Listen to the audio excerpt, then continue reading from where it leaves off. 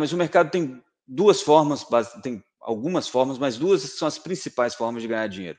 Uma é você comprar algo por um preço e vender pelo preço mais alto. Simples, todo mundo sabe fazer isso. Você comprou um tênis que você não usou, um tempo depois o tênis ficou mais caro, você falou, tá novinho, vai lá na OLX, ó, o merchan de graça. Vai lá na OLX e aí você vende por R$10 a mais. Pronto, ganhou R$10, é isso. Pagou 100, vendeu por 110, ganhou R$10.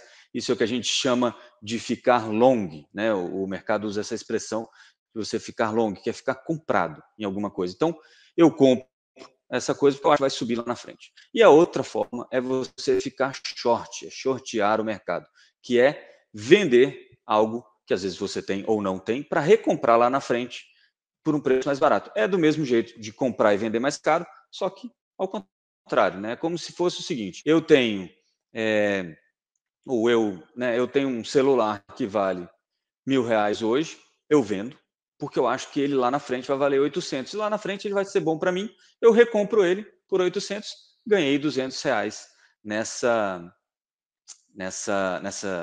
como é que se fala? Nessa operação. Muito bem. Então, qual era a impressão, qual era o consenso de mercado sobre o que ia acontecer? E vocês ouviram, quem acompanha aí gestor de fundos multimercado e economistas, qual era o consenso do mercado?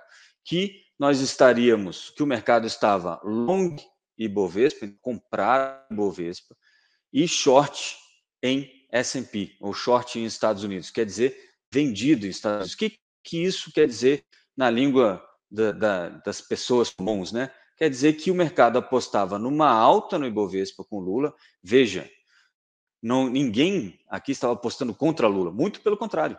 O mercado estava apostando a favor de Lula e contra os Estados Unidos, achando que os Estados Unidos teria uma situação pior, né, na bolsa lá do que está hoje. Então estaria sobreprecificado, eu compro lá na frente. Bom, quando você vende alguma coisa, você pode vender. No mercado tem essas coisas. Você pode vender aquilo que você tem ou vender aquilo que você não tem. Então eu pego o Messias Silva Marvila, que está acompanhando a gente aqui, ó, mandou um bom dia. O Messias tem aí o celular, que eu acho que vai valer menos lá na frente. Falo, Messias, me empresta esse celular. Eu te pago R$10 por mês e te devolvo daqui a 6 meses, pode ser? E aí vendo esse celular por 1.000, recompro daqui a 6 meses por 800, paguei os R$10 para ele durante esse tempo, fico com a diferença e aí devolvo o celular para ele. Então ganhei R$200, menos os 60 que eu gastei aí. Não se preocupem com a matemática, tá? Para pagar o aluguel. O problema é que no mercado, como os montantes são grandes, você tem um negócio que se chama chamada de margem. Então, quando a sua posição vai para...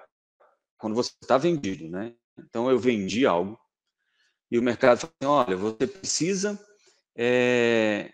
deixar alguma coisa em garantia aqui para mim, porque eu não sei, né? Se isso não cair e subir, o prejuízo é infinito, porque pode subir infinitamente. Então, o mercado exige que você pague algumas garantias. Então, imagina o seguinte, ontem, quando o dia começou, a maior parte do mercado estava vendido lá nos Estados Unidos e comprado no Ibovespa, né? Então, eles esperavam que o Ibovespa subisse e que o S&P caísse. E o que aconteceu durante o dia?